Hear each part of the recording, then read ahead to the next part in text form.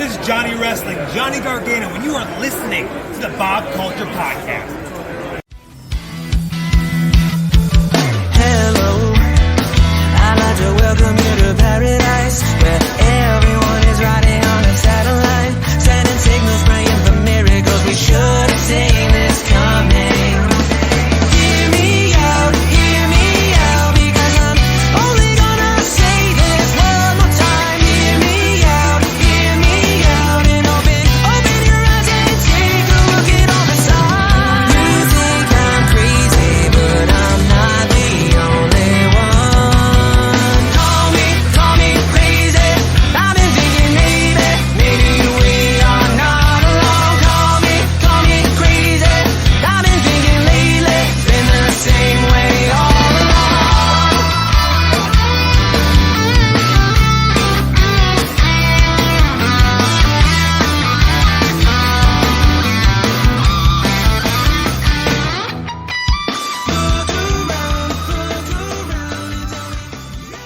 All right, ladies and gentlemen, here live at ISPW with, well, the King of ISPW, the King of Rock himself, former TCW middleweight champion. The list goes on and on. He is the King. I bow to the King. Please welcome the guy who is riding that proverbial wave of momentum right now, our good friend, Mr. Rick Recon. What up, Rick? How are you, bro? It's good to be on the show, man. It really is. Thank you for taking the time having me on. He's lying, being very humble right now. Let's talk about it. Mike Johnson, PWI Insider.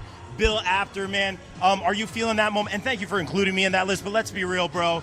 You don't have to put me over. We're putting you over, bro. How's that momentum feeling for you right now? Yeah, man. It's when you have it, you got to take it. When you get the opportunity, you got to take it, because a lot of people don't do that. Like, they have the opportunity to do it and they don't do it. So listen, they're lined up, stars aligned. It happened, man. You put in the work, and he said, I'm going to take it. Oh, absolutely, I want to be on this. Absolutely, I want to take this interview. Y'all, I'll make the time. I'll make it work. That's what people don't do that. They go, no, I'll make it work on my schedule. No, you make it work and you make it happen. That's how this has got to work, period. Yeah. So I'm, man, stoked, humbled isn't even the word, honestly. Killing it, bro. It's so cool to see. And it's like little things. Like, I've been a fan of your career for what? Like the past almost 3 years now, man. Watch you here in New Jersey, man. Yeah. New York, man. And I love seeing people, and I'm not just saying that, man, right? Like, I love seeing people get that opportunity, AEW Dark. But right now in ISPW, you are being managed by a guy who's one of the all-time greats in my field, a journalist, Dave LaGreca, right now. What's it like working with Dave and him putting you over on Busted Open all the time, bro? I'm going to tell you, it's really surreal, because, like, a guy that's at that kind of a level, like, he doesn't have to. He really doesn't. But he's taken an interest in me and a liking to me, and I really like him. I love working with him. He loves this business. He loves the business, and when you have that sort of love for this business, it's passion, and like-minded people end up coming together. So I really feel that was a big part of it, and a lot of it, I'm going to throw the shout out to Tommy Fierro, ISPW, because he's the one who hooked it up. He said, I'm going to put you with Dave for the night, and we're going to see what happens. And obviously it happened. Money. Boom. That was it, man.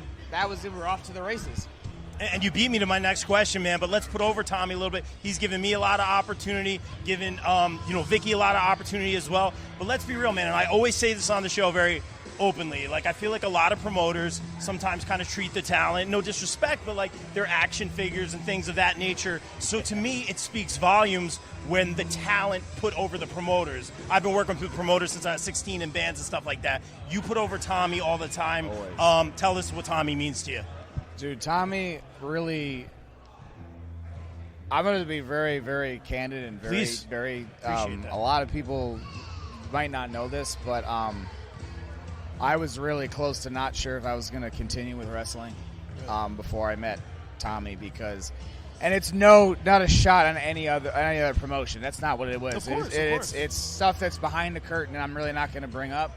But a lot of that stuff, and it was just like I felt like I really just needed I needed to get a fire lit under my ass. I felt like I was stale. I wasn't sure where I was really going to go with it. The grind just grinds you down. And he said, "Hey kid, listen, you come on.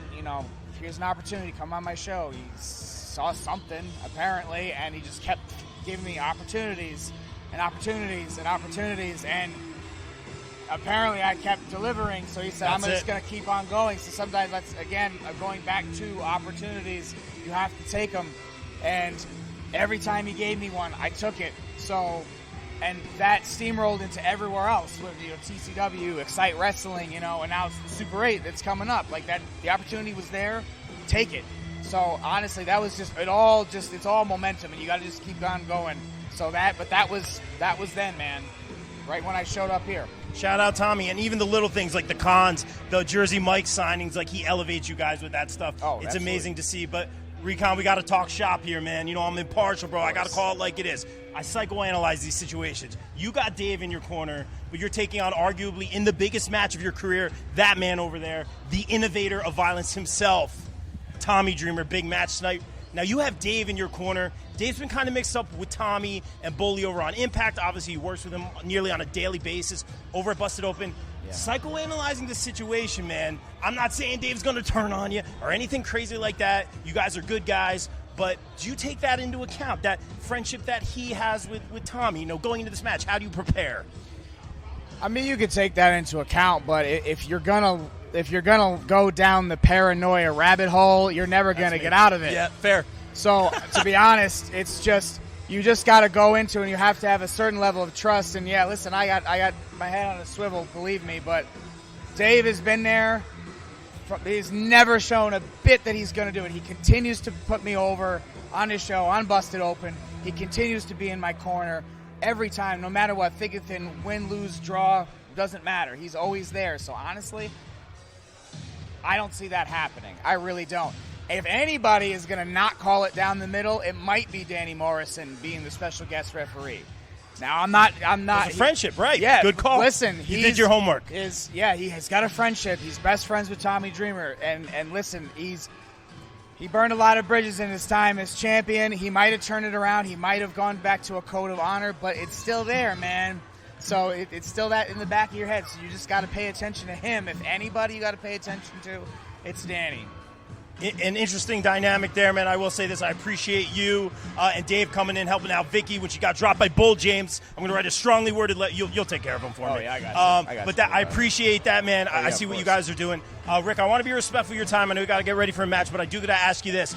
Another big opportunity for you, Super 8. You know the history of the ECPW Super 8 tournament, man. How does it feel to be selected with the likes of Jay George, so many great talent, and what would it mean to you to go all the way and get that trophy to win the men's Super 8? The Super 8, dude, the Super 8 is the gold standard of independent professional wrestling tournaments. It is the bucket list of any independent talent that's ever been in the business, especially on the East Coast. It is the measuring stick. It is a night you have to, if you're going to go to the finals and you're going to win, you have to wrestle 3 different times and win 3 different times against 3 different opponents. You have to be the Iron Man that night to do it. Now, I've done that before. King of ISPW. I mean, and listen, the guys that I beat are no slouches either. Big roster here, I mean, LSG, Alpha Jr., and Danny Morrison. Say no more. And Danny Morrison, I mean, he got a bye because his opponent ended up getting hurt, so I still won. So that's he was fresh, yes, and I was the Iron Man that night. So I've done this before. I've been there before. So honestly, I feel that just the overall momentum going into this is going to carry me far, and I'll do anything to make it to the finals and to hold that trophy. Because you get that trophy, that symbolizes you are a Super 8 champion, and that a lot of times that is just the absolute match that sets the fire. That sets off the rocket. That's it, man. You're riding that wave very carefully. You're doing a great job. Mr. Recon, you got a big match tonight, but before we get out of here, tell everyone where they can follow you, get the merch. We got awesome T-shirts over there, 8x10s. How can they follow you? All right, man. Hit the Twitter machine. Follow me. That's the one we got to bring up. We got to bring up Twitter. That's where it's at, man. Rick Recon 1. Instagram, Rick_Recon. That's where you can find me. ProWrestlingTees.com/RickRecon, my merch, or RickRecon.com. I have my own website, so go to it. Go hit it up. Mr. Recon, a lot of big opportunities.